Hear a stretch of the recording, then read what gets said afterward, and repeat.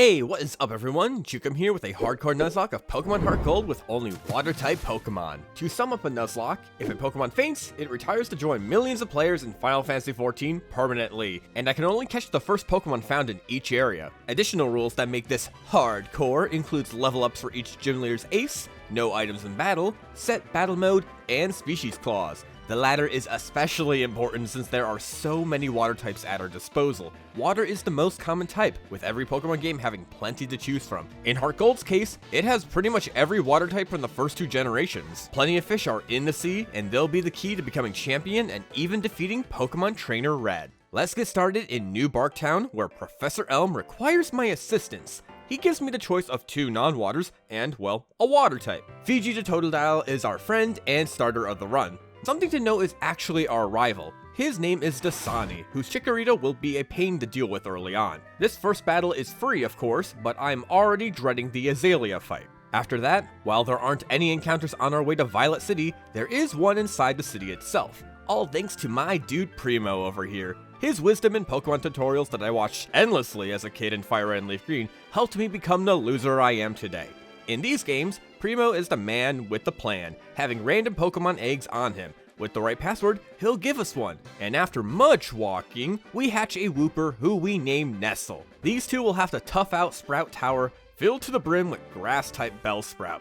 Luckily, they're very low leveled, letting Fiji sweep through thanks to a specific move. Like the typical online gamer, Rage is a great tool early on. One attack boost off it is enough for Fiji to take on even the toughest of Bellsprout, leading the way to our first gym battle against Falkner's flying types. And like all the lifeless Bellsprout left in the wasteland, his Pidgey can be set up on with Rage by taking a weak tackle.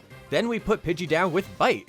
Pidgeotto is up next, who can be annoying with his restorative roost. Gust doesn't deal too much damage, while Bite does almost half. We perform the same moves next turn, leaving Pidgeotto in the red. And then the roost spam begins. For a few turns, I continue to bite over and over as Falkner heals up. I decide it's for the best to get a Leer off so that these bites can two-shot our avian opponent. Fiji gets hit by a Gust that deals 9 damage, while our bite sets up perfectly for the KO. We kind of have to just go for it this turn. It seems Falkner sees a possible KO, since he uses Gust. Just need to hope for a low damage roll, which we do indeed get, retaliating with a finishing bite. Falkner has been defeated for our first gym battle. And with that, we're able to obtain the Old Rod, granting us access to many fishies who will be amazing to have for future battles. We reel in Evian the Magikarp on Route 31, Voss the Poliwag on Route 30, Ozarka the Krabby in Cherry Grove City, and Aquafina the Goldeen in Dark Cave. After stopping Team Rocket's plot to harass Slowpoke to sell off their yummy tails in the black market, I capture one of my own, named Bai. We've got a versatile squad of waters by our side, a full team that'll be used to handle Bugsy. He has a Scyther that he leads with, which creates difficulty since it hits hard, can aim for crits with focus energy, and lower our defense via Leer. Our goal is to bait her into U-turn, forcing a swap to Metapod. Things will be cut close since all of my Pokemon remain unevolved, but we got this. The battle begins with the aforementioned Scyther versus Bai. We can live a super effective U-turn if it doesn't crit, but she preps a focus energy instead. Meanwhile, we go with Yawn to make her drowsy. I decide to be risky, going for some damage, which pays off as Scyther just leers. Scyther falls asleep this turn, so I switch to Aquafina on the guaranteed turn. If we can just kill the thing without resorting to my other plan, that'd be ideal. I just start swinging Pecks for however long Scyther slumbers. Doesn't last too long though, with Scyther's awakening on our second Peck attempt. Her quick attack is boosted by Technician, doing close to half our health and damage. By the end of the turn, her Citrus Berry leaves her with half of her own HP left. I continue to play risky, thinking U-turn will finally come, which is indeed the case. Aquafina gets hit by the U-turn and lives with 1 HP. I'll take it. Metapod comes through and is pecked at for great damage, but now it's Ozarka's turn to save the day. Metapod only knows how to tackle, which doesn't deal too much damage. Since Bugsy won't seemingly switch back, this allows us to set up 6 Hardens to maximize our odds for finishing Scyther off. By the time Ozarka is hardened up with his resolve, we still possess over half our health and finish the Metapod off. Then we deal with our final risks. 2 Vice Grips will put an end to Scyther. She spends her first turn with Focus Energy. All we have to do is not get crit by Quick Attack this turn, and thankfully that is the case. The second Vice Grip connects, putting an end to that nightmare. Ozarka might not have shell armor, but he can also take out Bugsy's Kakuna for the shell of it. That's it for Bugsy, gaining our second badge. Next up is a fatal encounter with Dasani. His spite against other waters proved to be a problem with his Bayleaf. Not only does he have the type advantage, but Synthesis, Poison Powder, and Reflect will all prove to be annoying. The rest of his team ain't an issue, it's just this one Pokemon. For the most part, our team can live a non-crit Razor Leaf. The now evolved Fiji can get off a bite before being poisoned. But this is Aquafina's battle to shine in. She's glistening, as while Bayleaf sets up Reflect on the way in, we begin to Tail Whip on the following turns, as well as Peck. For some reason, Dasani continuously goes for non-damaging moves in Poison Powder and Synthesis. The former even misses the first time. We get off 3 Tail Whips, and live a Razor Leaf as well when Reflect ends. There's no safe way to switch out here, and we need the damage. If Aquafina lives, she'll need to get a crit or have Bayleaf do something stupid. But as Peck doesn't get the crit, putting Bayleaf really low, a Razor Leaf comes her way, striking her down. Dasani is recycled thanks to Aquafina's work, so we're on our way to yet another terror in the form of Whitney and her milk tank. None of my mons besides Fiji can evolve. I will be staring down a strong, bulky cow telling me to drink milk instead of water. I already do that, but that is not the point, cause fear is here, and I will box these ghastly foes out with the power of luck and money spent at the department store for TMs. Whitney leads with her Clefairy as I send out Bye. Clefairy lands a few strikes with Double Slap, but we can put her to sleep with Yawn and protect to stall a turn. We then swap to Fiji, who can possibly sweep if Clefairy double slaps during a rage. Unfortunately, I forgot Cute Charm exists. My Water Croc is infatuated right when Clefairy wakes up, going for Mimic to copy Rage. In hindsight, I got needless damage on Bye, but whatever. We do manage to break through Infatuation and land another Rage. However, now she's also raging. No multi-hit rages it seems, so on the next turn, I go for Leer to prepare a KO while avoiding giving her any attack boosts. But of course, now is when Whitney double slaps. That's annoying, since the damage is piling on too much. We simply finish Clefairy off with Rage, though I did notice that, weirdly enough, being enraged got rid of Infatuation. Did not know of that mechanic. Miltank is up though, who is known to flinch, attract, roll out, and heal. Clefairy's defeat did let Slowpoke level up and learn Disable just in case, but right now, Stomp instantly crits Fiji, putting him low. Bite then does about a third. I'm going to risk a damage roll like with Falkner and Bugsy to get off another bite, which I'd really need.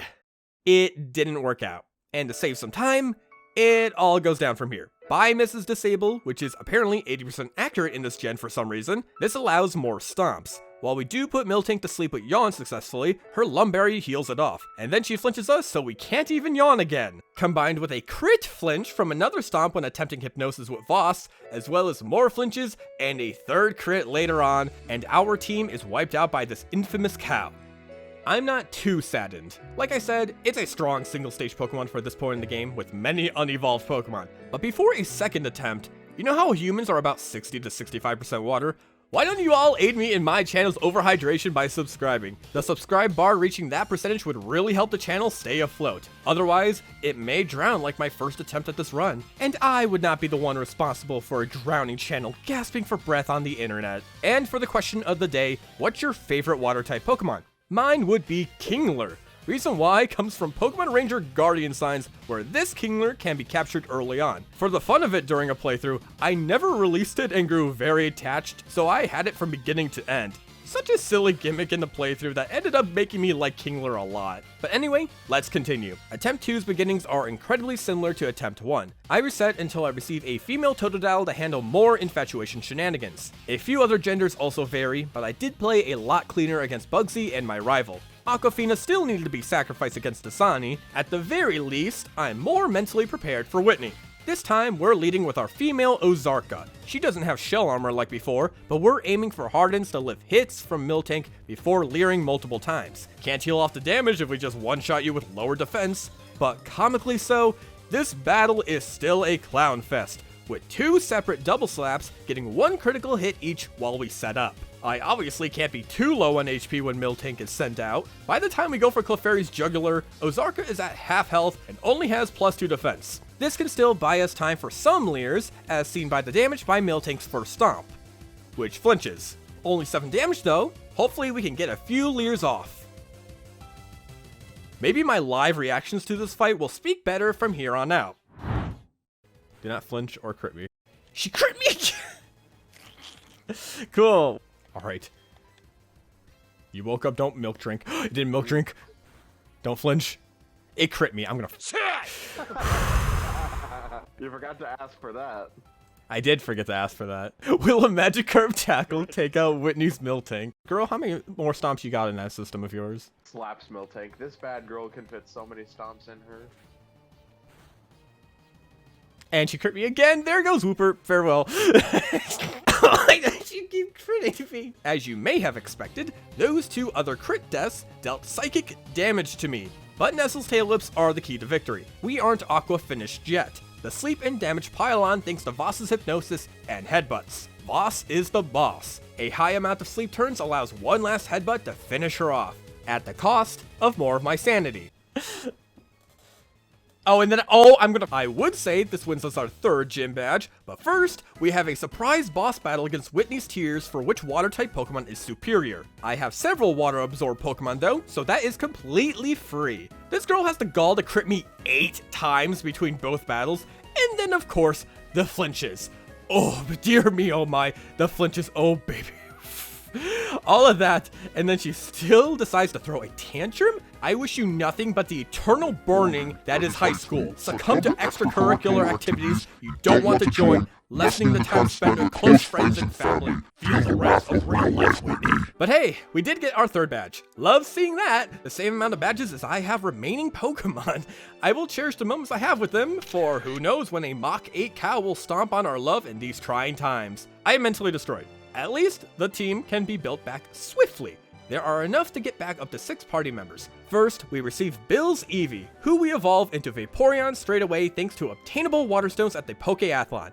His name is Just Water, not sorry. We also catch Pentameril in Mount Mortar and Essentia the Corsola on Route 40. Won't mention Dasani really from here on out since Evian the Gyarados puts a stop to Bailey's super effective attacks. Evian is also fantastic against Morty. His attack and speed EVs have been maxed out. Combine that with super effective bites, and the Ghastly line will be reaching enlightenment by the end of this gym battle. Morty's one chance to do something with Gengar survival is even wasted by a mean look attempt. I am a giant dragon chomping down on ethereal gas. Evian is the only mean one here, allowing us to gain our easiest gym badge yet. Morty's defeat also enables Surf. I shouldn't have to say why a base 95 stab water attack for my team is absolutely legendary. The ability to zoom across the seas also lets us catch plenty more Pokemon. First, we get Ethos the Tentacle in Olivine City. Then we reach the bottom floor of Union Cave to find a Lapras that appears on Fridays. Her name is Eternal. As for the rest, these would include Arrowhead the Quillfish on Route 32,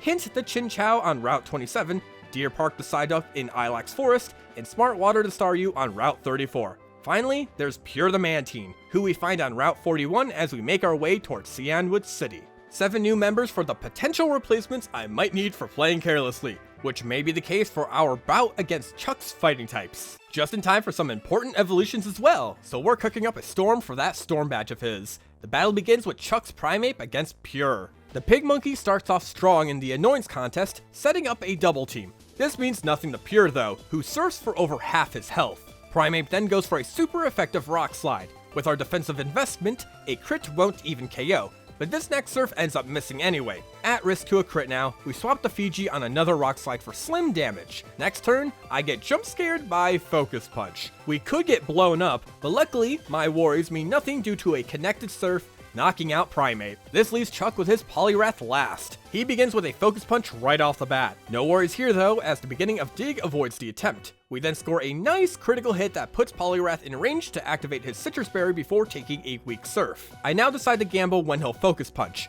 Fiji uses Crunch for small damage, Poliwrath goes for Surf though for a bit of damage as well. We then go for another Dig, putting Poliwrath low into yellow. A Body Slam puts Fiji pretty low too, but from the damage, we can survive another hit. I end up using Dig yet again to put Poliwrath in the red, as Poliwrath lands a Hypnosis to put us to sleep. Chuck will heal here at least, so we can safely switch out to our own Poliwrath in Voss. Which Poliwrath is bossier depends on what Chuck goes for. He tries a Focus Punch initially, meaning Body Slam has a chance to land a critical hit for almost half his health. Another Focus Punch attempt lands Poliwrath back to the yellow, before finally using his own Body Slam on the following turn. This turn also puts Chuck back in healing range, meaning we go through this tussle once more. We're in an awkward spot though when we're put to sleep by Hypnosis right when Poliwrath will go down in one more hit. We do have some resist to tank a Focus Punch, like Ethos the Tentacruel. She can then outspeed and finish Poliwrath off with Acid.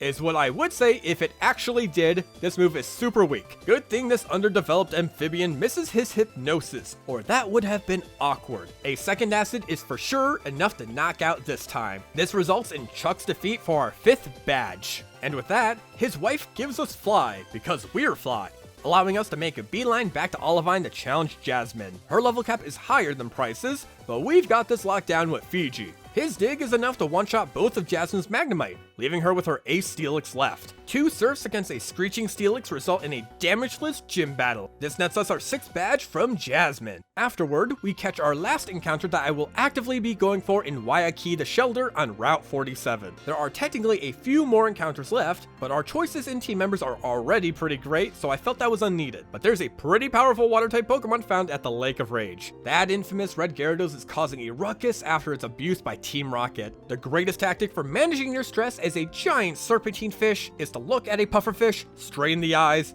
watch as it flees the scene in a meager attempt at survival, and then de-stress by doing game nights or whatever with your friends. Maybe join a VC, have snacks, watch some funny movies while you're at it. The world is your cloister. We should probably stop Team Rocket though. This part of the game is where I senselessly beat up Rocket Grunt after Rocket Grunt, stealing their money through Arrowhead and Hint's efforts. These goons and their underleveled Pokemon should really take a hint. Ariana included.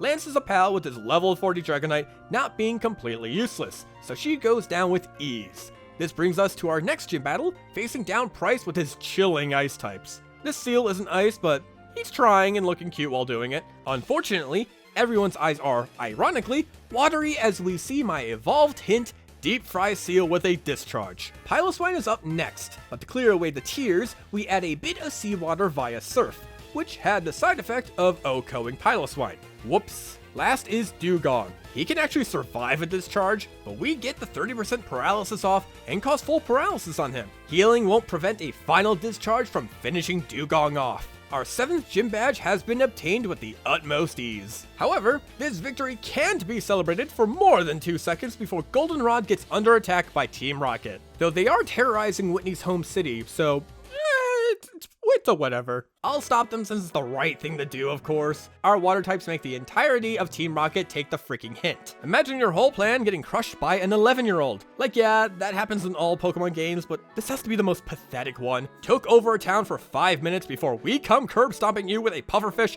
and sentient lamp. Not a good look for you, Archer. With that all said and done, we can reach Blackthorn City for our final Johtonian gym badge. On the way, the Waterfall HM can also be found. For those few physical water types who had to deal with Surf this whole time, you've been blessed. Please make Claire fall as part of the ritual. She leads with her Gyarados as I choose to start with Ethos. This Gyarados doesn't have much to damage her, so I take the time to set up 2 layers of Toxic Spikes to assist in fending off Claire's other Pokemon. Ethos only gets hit by 2 Dragon Rages, which deal fixed damage. Afterward, we swap the Hint on another Dragon Rage. With a Choice Scarf, we can outspeed Gyarados and go for the kill with a quad super effective discharge. Second up is Claire's first of 2 Dragonair. I stay in for a turn even though I want to switch, expecting a Thunder Wave. Discharge does decent damage, and I am correct that Thunder Wave comes through. This allows Hint's Volt Absorb to restore her back to full. Now the AI knows it can't Thunder Wave, meaning we can send in Fiji on a Dragon Pulse, which she takes well. However, Fiji doesn't have the best luck, missing a 95% accurate Ice Fang. Didn't miss it once through the whole gym beforehand, only now. Thanks, dude. Dragonair gets off a Thunder Wave due to this, but it's whatever. I'm clicking that Ice Fang button until it lands its mark. While we become fully paralyzed on the first attempt, suffering damage from Dragon Pulse, the poison puts Dragonair in the red. This triggers Claire's Hyper Potion use, giving us a free opportunity to Ice Fang Dragonair. This surprisingly wasn't an OHKO, but the passive damage from poison picks off that little bit of HP left to knock her out. Next is the other Dragonair. I say screw it, risking the crit because I'm mad I missed that first Ice Fang, surviving this Dragon Pulse. Fiji also lands her Ice Fang yet again, receiving our own critical hit for that juicy Oko. Been very lucky here with Poison since both of her Dragonair have Shed Skin. Shed Skin's potential can't be achieved with Claire's Kingdra though, but Sniper will make any crit hit even harder if she gets one off. I swap out our weakened Fiji into Essentia. She handles a Dragon Pulse moderately well, but she's just here to deal any sort of damage to put this Kingdra down while stalling for poison. She lives a Hydro Pump, and then strikes back with an Ancient Power for not much, but the poison is racking up. I then go into Pure, whose Water Absorb negates Hydro Pump. She then gets hit by Dragon Pulse before confusing the Kingdra with Confuse Ray. Finally, I swap over the hint on a Dragon Pulse, which would have KO'd through a crit due to Sniper. Times 3 is absolutely absurd, but it's okay. We're in the endgame as Claire full restores, removing our poison.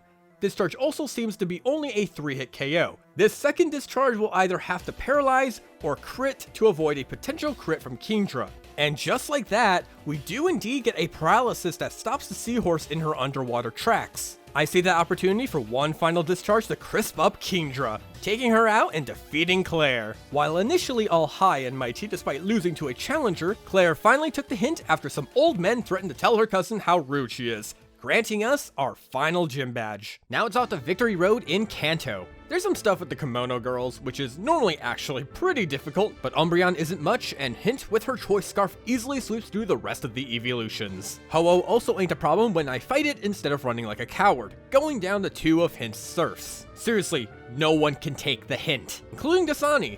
This will be the last time we'll be seeing of him, but this battle also isn't worth mentioning. So with that, we're here at the Pokemon League for our supposed final challenges, and this is who I'm bringing, where some new faces will also make their debuts. While I normally come up with a very in-depth strategy for the Elite Four, I am just gonna go with my gut for a lot of this. Just bringing the bare essentials for who I think might be useful and what moves might be important. Many of these attacks like Ice Beam and Thunderbolt, as well as the Wide Lens on Voss, were all obtained at the Game Corner in Goldenrod City. Many other items I've been using up until now, like the Focus Sash and Choice Scarf, have been sent by my mom after she's given enough money. Those will continue to put in the work. Anyway, that's the explanation. But let's see how Unplanned Jukem handles the Elite Four.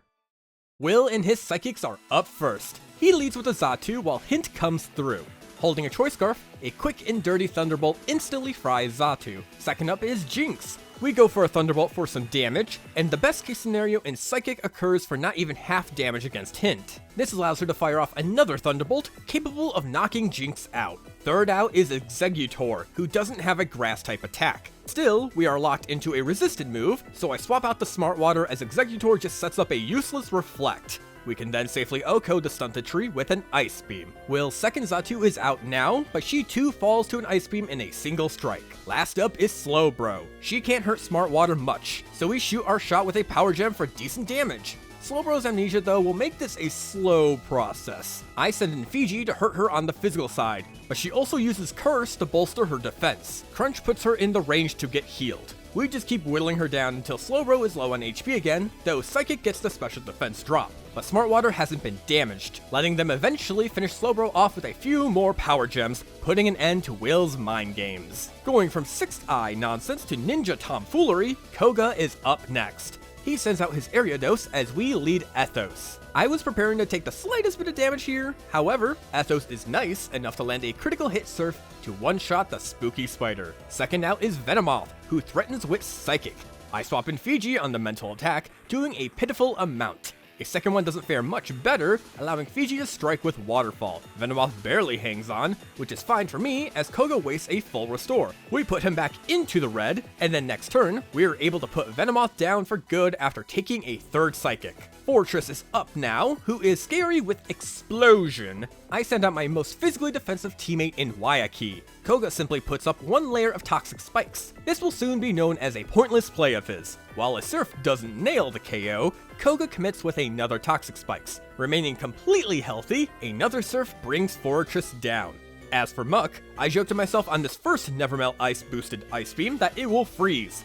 And it of course does. The game owes me after Whitney, obviously. Since it did about half and Muck has Black Sludge for passive healing, I go for a weaker attack in Ice Shard. Muck stays frozen, and with the Black Sludge recovery, he isn't in range for a full restore. One more Ice Beam seals the deal. Last up is Crobat, where the Ninja Tomfoolery is attempted through Double Team. Waiaki ain't dealing with that. It's too annoying. He lands his first Ice Beam, freezing over Crobat with a critical hit, and somehow defeating Koga without the guy taking damage. That's the power of Freeze tomfoolery. Third of the Elite Four is Bruno and his fighters. He has his Hitmontop enter the ring, as I do the same with Ethos. I decide on using Surf first to put him under half health. Bruno isn't the wisest, countering against a special attack. I use this no damage turn to put up Toxic Spikes. Machamp will be a pain without these. Hitmontop begins to dig, so that's our cue to swap out to Waiaki, staving off the super effective hit attempt with ease. Ice Beam can then strike down Hitmontop. Second up is Hitmonlee, who has high jump kick for brutal damage. Good thing Waiaki here has Protect. He crashes into it, causing immense recoil damage. We can't risk a double protect, so I switch to Smartwater, who has a Focus Sash just in case. But Hitmonlee goes with Swagger instead. I switch once more, this time into Ethos. Hitmonlee boosts up his crit chances with Focus Energy. The poison keeps racking up and gets to the point where next turn, Bruno full restores. This is completely fine, since this wastes his turn. Two of Ethos' Surfs are able to deal the damage needed to bring the Kickboxer down. Onyx is up third, but goes down to a Surf as quickly as you'd expect. Now we're dealing with Hitmonchan. He doesn't have a fighting type attack, but is scary with Thunder Punch. Bruno is going to learn to take a hint though, since Volt Absorb can easily handle it. Hitmonchan's Iron Fist boosted Bullet Punch then does a whopping 5 damage, and then we devastate him with a crit Thunderbolt for the knockout. Last is Machamp, whose power and rock coverage cause some issues. We swap in Ethos, who is on the receiving end of a Cross Chop, which crits and gives me a heart attack. While not Guts, no guard is still a problem as we can't get lucky misses. We do have an out though. The last Pokemon you'd expect to wall something in Smartwater has arrived. We will drink Smartwater until the day they die, but maybe I was cutting it close since his Cross Chop also crits. Poison will continue dealing damage each turn. With Recover spam, Smartwater is able to live the onslaught of Cross Chops and Rock Slides, thankfully with no crits while getting back to full HP. After enough turns, Machamp is weak enough that he can't hang 10 during this Surf, putting him down. Bruno is out of the picture, but Karen is here to create some mayhem. She leads with her Umbreon as I go with Voss. Voss is holding a wide lens to raise the accuracy of Submission. Apparently, Poliwrath doesn't learn Drain Punch, which infuriates me so. Submission is a bit meh, but it's 88% accurate now, enabling a hit right away to set up a 2-hit KO on Umbreon. The best evolution makes his own attempt to double team like Koga's Crobat, but Wide Lens is super helpful for this situation too. This lets Waterfall connect, doing the damage needed to take him out. Vileplume is second, so I swap over to Ethos on a missed Stun Spore. Sadly, one Ice Beam isn't enough to KO Vileplume, who does get her comeback with Stun Spore. We're slower now, meaning Ethos has to take damage from Petal Dance, which of course, crits. Paralysis even comes into effect to top it all off. Annoyed Jukem makes the play to risk a high roll crit, which works out as Ethos survives the turn to fire off the fabled second Ice Beam to finish Vileplume off. Murkrow is third. We'll be KO'd if we don't switch, so Hint takes a Faint Attack on the way in. Another crit.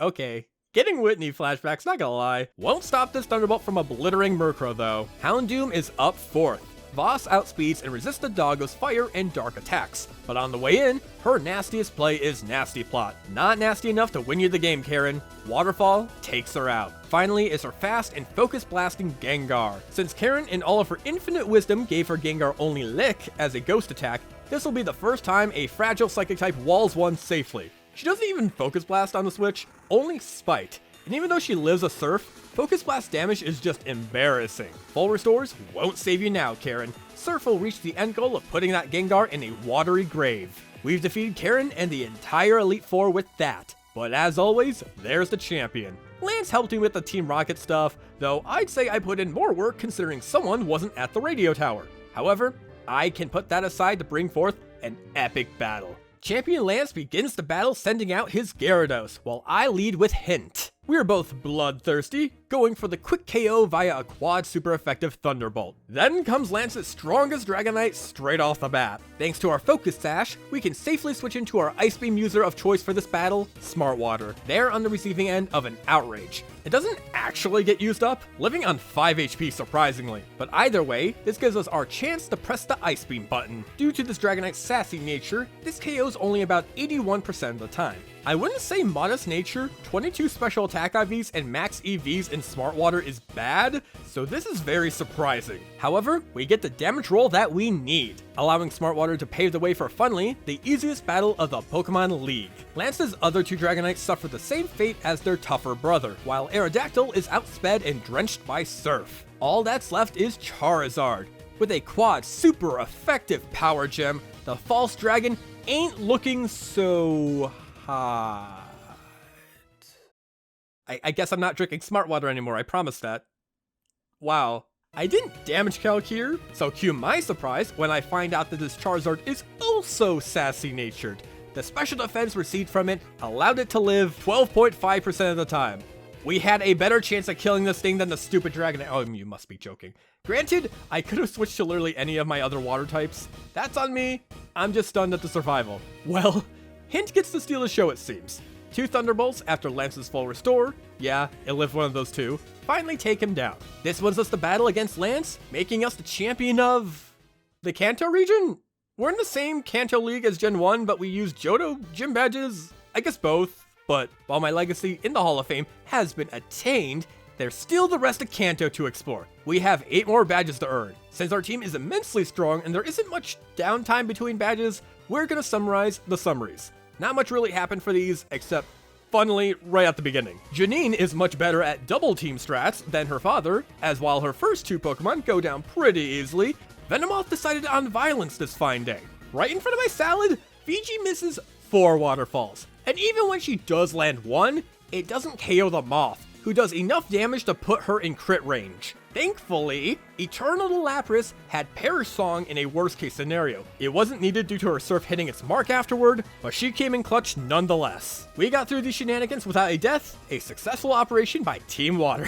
Anyway, most of the other Kanto gym leaders got swept one way or the other. Lieutenant Surge was finally the easiest, with Choice Scarf Earthquakes from Evian annihilating his army of electrics. Brock put up more of a fight despite his water weakness, but once Kabutops and Omastar went extinct again, his remaining rock types drown in the drip. Misty is beaten by the combination of Hint's Thunderbolts and Pure's complete walling against Quagsire, while Sabrina is also swept by Evian. Erica, meanwhile, had all but Blossom swept by Waiaki's Nevermelt Ice Beams. Waiaki's shell armor allowed him to live a potential Giga Drain, and Protect stopped 2 turn Solar Beams. As for Blaine, Surf.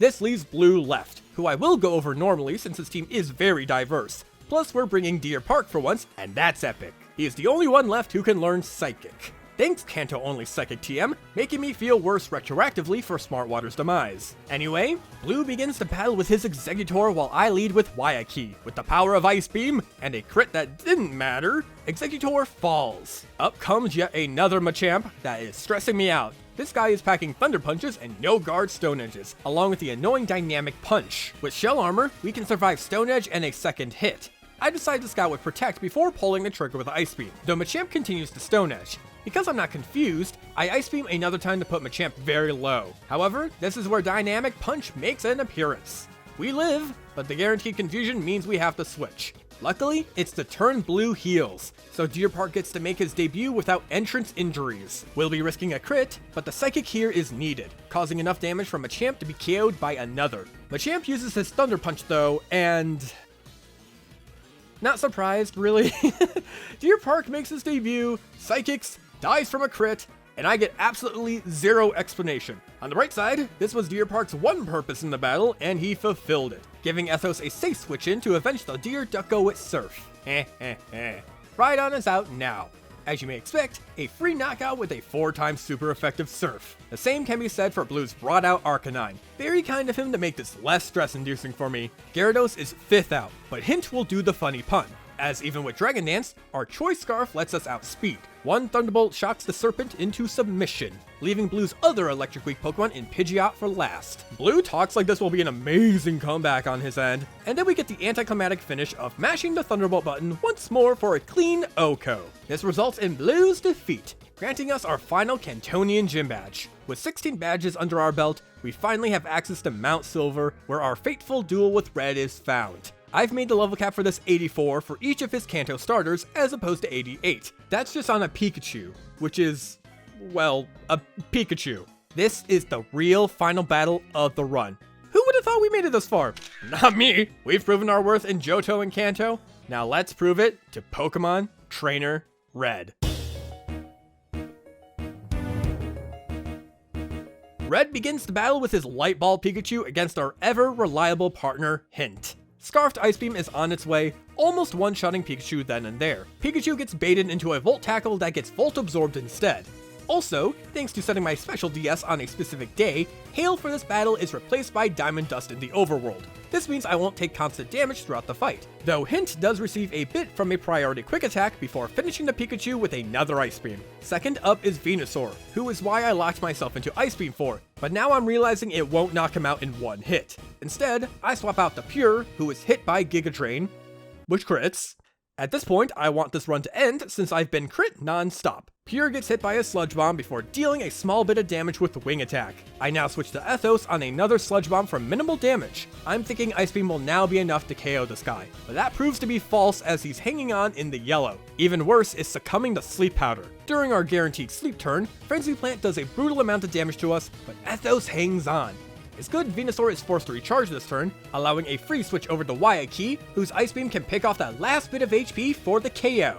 Third up is Blastoise, who has Focus Blast. Pure is able to take one for little damage, and then on the next turn, we attempt a Confuse Ray after surviving a Blizzard. While he doesn't hit himself in confusion on our switch to Fiji, Blizzard ends up missing, another great trait of not having to Hailstorm up. Blastoise is faster though, snapping out of confusion to land a Focus Blast. We deal a bit of damage ourselves with Rock Slide. It's the same deal on the next turn, putting Fiji low on HP as Blastoise is brought to half. At this point, I don't want Hint to take unneeded damage for what's to come. We're going to have to make a sacrifice, sadly, and of one of my most invaluable teammates. Ethos is asleep, and is arguably the least useful Pokemon here because of it. She'll get a chance to live if she can wake up and heal via Giga Drain, but it's no use. Ethos slumbers, leaving her wide open for a Flash Cannon to put her down. If I knew what move Blastoise would use, I wouldn't have minded swapping the Hint on Flash Cannon. However, considering Blastoise is chucking accurate Focus Blast like nobody's business, I couldn't risk it. Thank you, Ethos. We can use your sacrifice to take a free switch to Hint. She is able to avenge her fallen comrade through a Thunderbolt that knocks Blastoise out. Snorlax is fourth. I send out Waikiki to take a predicted physical attack, which is the case from this crunch. We scout with Protect the Sea Shadow Ball is coming, so I now switch into Voss, who isn't damaged much by it. We have to go for broke to bring this chunky lad down. Submission does over half, with the recoil possibly putting us in danger of Giga Impact. However, Snorlax goes for another Shadow Ball, landing a second submission, and watching that slow HP bar drain leads to the fall of Snorlax. Fifth up is Charizard, who is not sassy-natured.